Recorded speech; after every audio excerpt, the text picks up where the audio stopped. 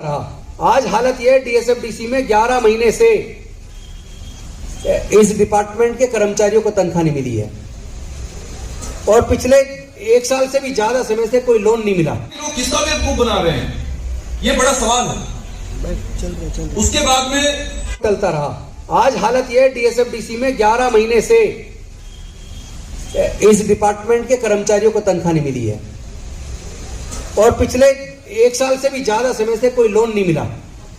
तो जो लोग रोजगार कर लिया करते थे डीएसएफडीसी से लोन लेकर, department SC, ST, OBC, minority, handicapped को कवर करता है, 90% लोगों को कवर करता है, लेकिन उस विभाग पे पैसा नहीं है। और ये सब उस सरकार के तहत है जो सरकार 75,000 करोड़ का बजट की बात करती है, तरह तरह की फ्री सीट की बात करती है, लेकिन एससी, एसटी, ओबीसी, माइनॉरिटी के लोग तरक्की ना कर लें, इसलिए जानबूझकर उस विभाग को ठप कर दिया।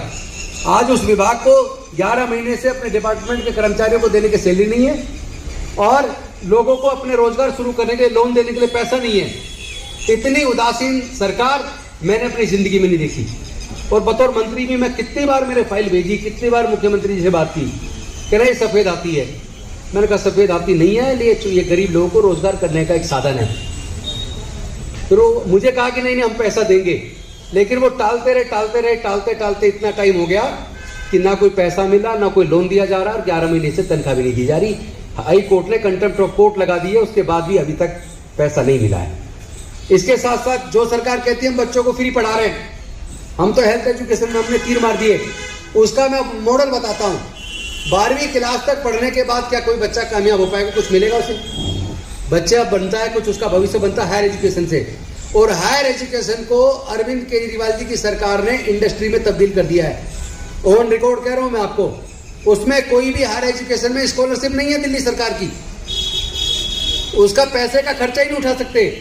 99% एससी, एसटी, ओबीसी और माइनॉरिटी दिल्ली सरकार के खुद के कॉलेज के, engineering college, medical college, law college, उनका खर्चा, उनका फीस नहीं दे सकते। लोग किसका बेवकूफ बना रहे हैं, ये बड़ा सवाल है।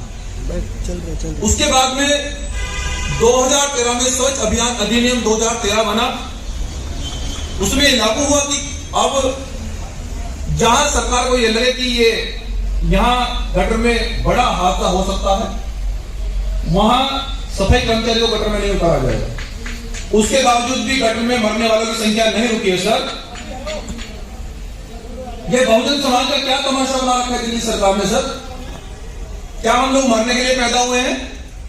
ये संविधान में कहां लिखा है सर कि एक व्यक्ति मजदूर परिवार में पैदा होगा और वो मजदूरी मरेगा? इस संविधान में कहां लिखा है? और जिस प्रकार से दिल्ली सरकार के द्वारा यहां जितने भी लोग गटर में मरे, केजरीवाल सरकार ने कितनों को मुआवजा दिया, कितने लोगों को उन्होंने न्याय दिया,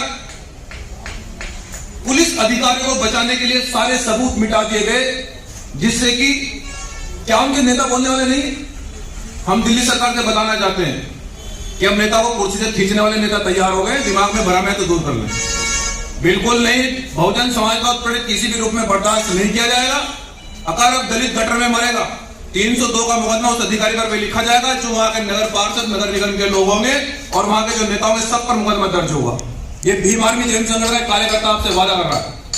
और उसके बाद में सर, जिस प्रकार से यहां बाबा साहब डॉक्टर अंबेडकर, शहीद आजम भगत सिंह की फोटो सरकार लगा रही है, बाबा साहब डॉक्टर अंबेडकर जी की प्रतिमा पर माला और उनके दिए गए अधिकारों पर और उनकी विचारधारा पर ताला। ये क्यों? बाबा साहब डॉक्टर अंबेडकर का नाम लेते हैं, आपने क्या शिक्षा का लाभ क्या है दलितों का, दलित, पिछड़े, अल्पसंख्यक आदिवासियों का? सर, कितने लोग आपने विदेश पढ़ने के लिए भेजे हैं? सर, कोई डाटा है आपके पास? और मैं एनसीआर डाटा पर बात करना चाहता हूं जो ऑन रिकॉर्ड है। सर, 94 लोगों की मृत्यु हुई है 10 साल में।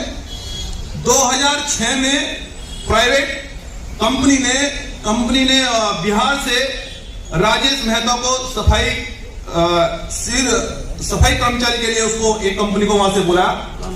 राजेश मेहता बिहार से चलकर यहां काम करने के लिए आए। उनके परिवार ये सोचा कि हमारे परिवार का सदस्य धन कमा कर लाएगा, पेट पालन करने के लिए वहां से कुछ पैसे लाएगा, लेकिन राजेश महतो की यहां से घास वापस गई।